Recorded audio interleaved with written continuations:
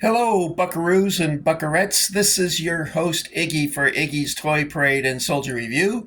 Yay! Thank you. Today we're going to take a look at a Custer's Last Stand by BMC. It's one of the sets that I got for Christmas. I got it loose, so I didn't get the entire set, but I have enough of it to give you a taste of what the set might be like. So without further ado, let's jump into it, okay? Before we do that, though, I need to switch around. There we are. Okay, first up, we have a pair of Mark's recast teepees. I had a devil of a time putting these together. If you have to go pee-pee, don't bother with the teepee because it will take you too long to put it together. I recommend that maybe you super glue them together so that you don't have to mess with that each time you want to set up your play set. Okay, next up is going to be the Indians or Indigenous peoples. I don't know what you're supposed to call them. I'll call them Indians, Native Americans. There you go. And there's two different groups here, the majority being BMC, which you see here. And then in this corner, you have, here, let me turn on this light so it doesn't, there we go. Wait, let's do this. There we go. We have some figures by a company called Safari Limited. And I believe that normally these are painted and put in a tube. They're in a tube, dude. So let's take a look at a close-up of one of them. This is my favorite one here, so I'm going to show you that one up close. I think this is a nice sculpt of a woman with her baby. It's like in a tray or something. A papoose, I don't know what you call that. The fire, of course, is hard to render in plastic. It looks more like a cactus than a fire, and would probably be very difficult to roast your weenie on a cactus, although it might be kind of painful. I'm not sure. And then we have a woman fanning the fire. And then we have a fellow with a turkey sitting on his head. And it looks like he's holding his crack pipe. Okay, then we have the villagers, which is a nice touch. I like having camp villagers like this because usually you just get combat figures. So it's nice to see the camp scene because we have the teepee, so why not? We have a woman holding her baby, and then there's a guy with a peace pipe or crack pipe, whatever that is. And then this woman is like, whoa, take it easy there, partner. And she's pointing at something, I don't know.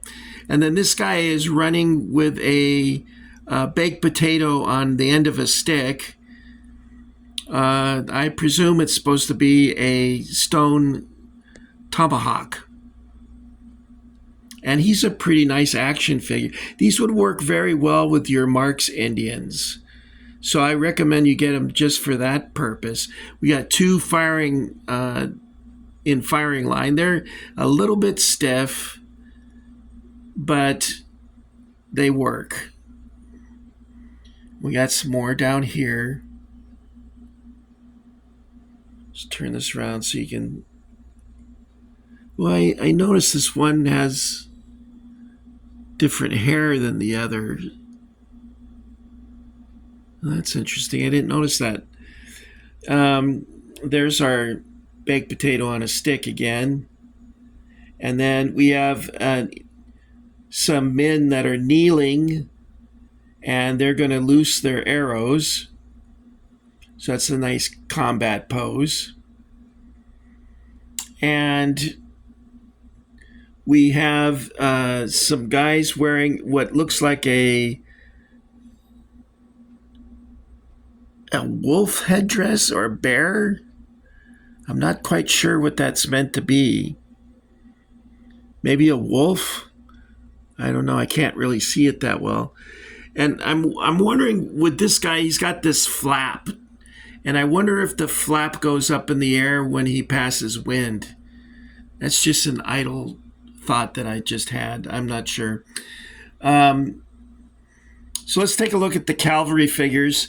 They too would work with the Mark's 1967 7th Cavalry figures, although there's some figures that are, I think, kind of dumb, and I'll show those to you. That's why I prefer the Native Americans over the Cavalry.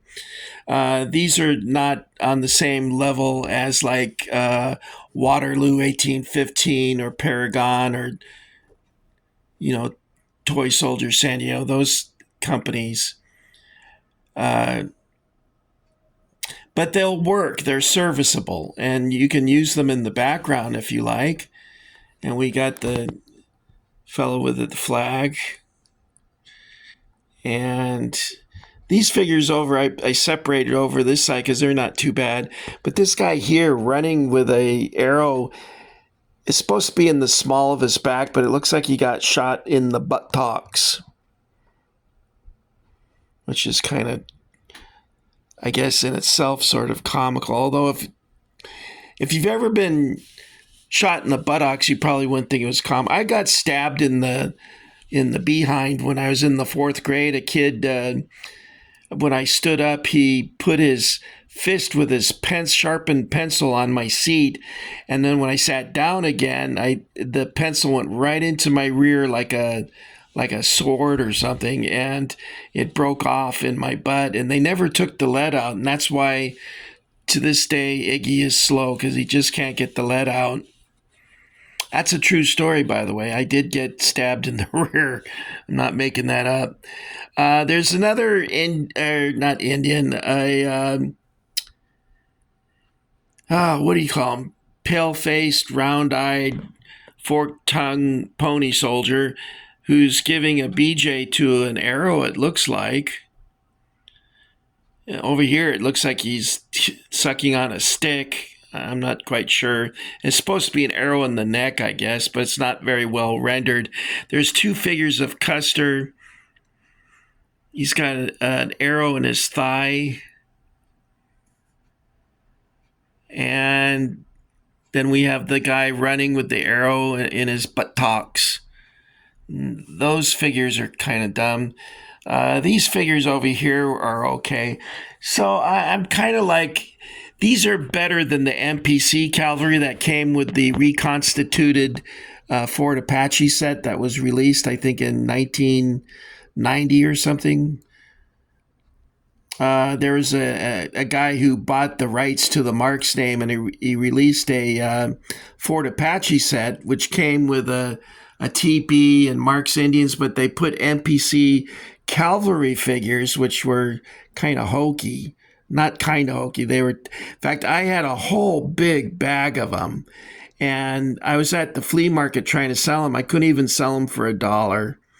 So I gave them to this kid who was with his grandmother in the booth next to me, and he looked pretty bored. So I gave him the bag of figures, and he had a good time playing with those. So I guess it was worth it. All right, guys. These figures, I'm not sure if they're still available. I looked up online, and there was a Custer's Last Stand set, and they had it for $290. I don't know if anyone would pay that much for this, though. But, you might still be able to get them through McShawn's Closet or Classic Toy Soldiers or BMC. Or somebody's out there is gonna have them. And these I think you can get painted ones at like Hobby Lobby or Michael's. Okay, that's all I got for you, buckaroos. I want to thank you for joining the Iggy Army if you've done that already. If not, why not press that button and subscribe for more fun? And then you're entitled to all the rights, privileges, and benefits of being a member of the Iggy Army, which I'm pretty sure is probably nothing, but what the heck. You'll have a lot of company. I think there's about almost 1,500 of you now, so that's pretty good. We could have a real good powwow. All right, guys, thanks for coming along. Thanks for joining the Iggy Army, and happy trails to all of you, okay? I'll see you back at the ranch. Happy trails to you. Execute Order 66.